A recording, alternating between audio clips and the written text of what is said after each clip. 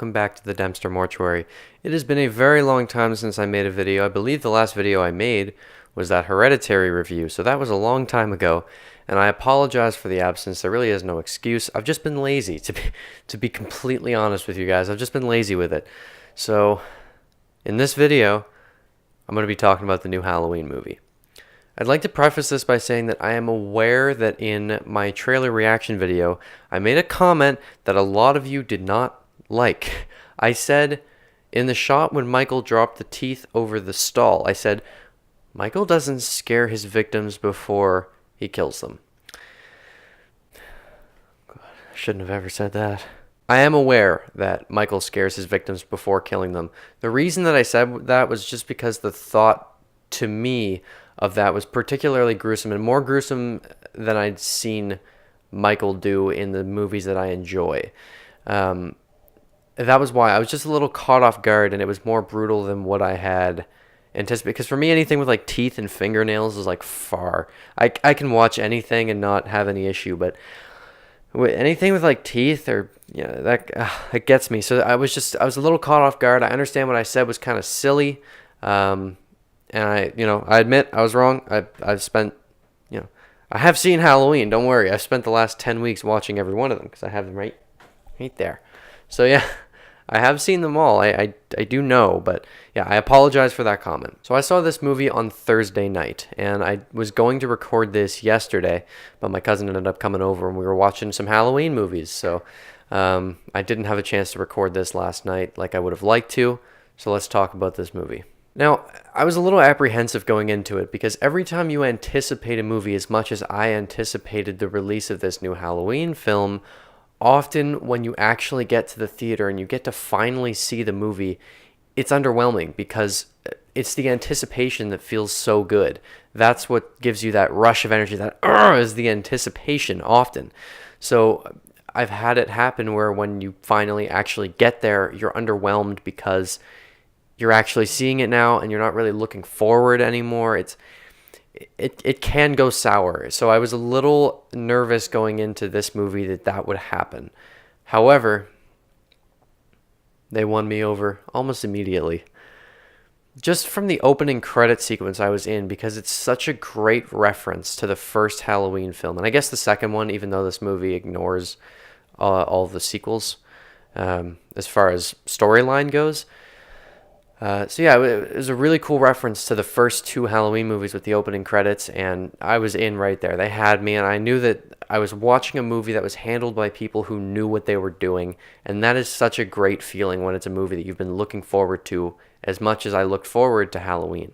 So I don't like to get into specifics, but I guess we'll start by talking about the quality of the story. I'm not going to tell you what the story is at all, just for anyone who likes to go in completely blind to things like this, and I can totally understand that. So the story plays out very well. It's one of the better stories in a Halloween movie. Some of the ones in the earlier movies had pretty good stories, but this was really well done.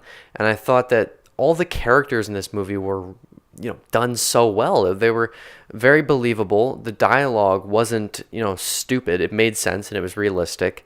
The actors did a great job, and the storyline itself played out really well and ended in a climax that is just fantastic. There are some twists and turns. There was one twist, I guess, that was kind of weird. My brother didn't like it at all, but I don't really know how I feel about it yet. I'm going to see the movie a second time, so I'll be able to look into it a bit more then, but it's kind of a weird twist.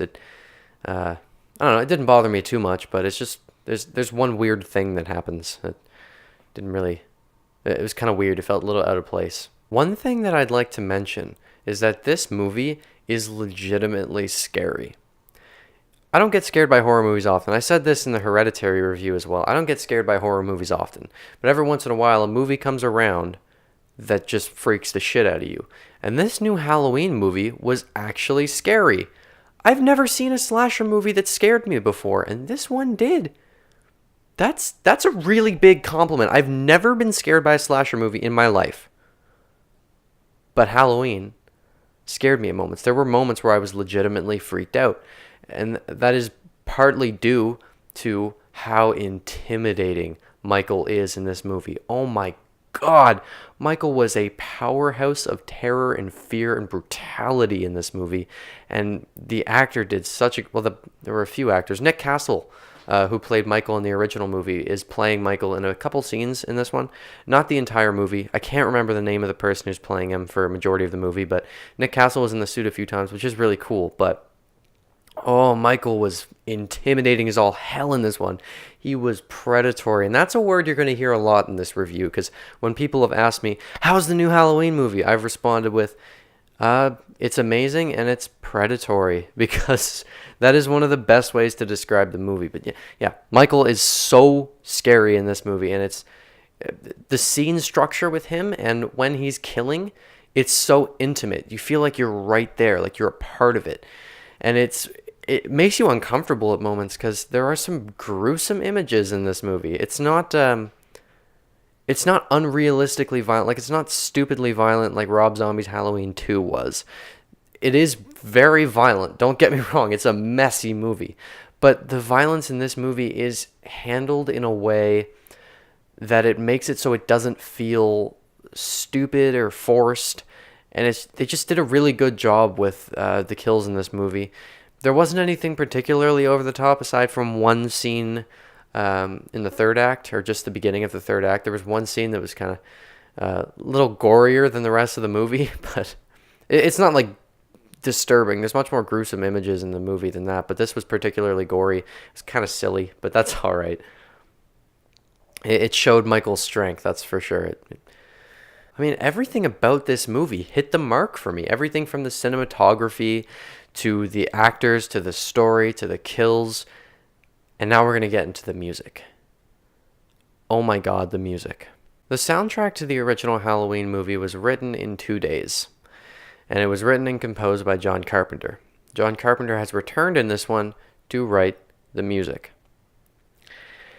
And holy good God, is it amazing. The music in this movie is, again, predatory is the best way I can describe it.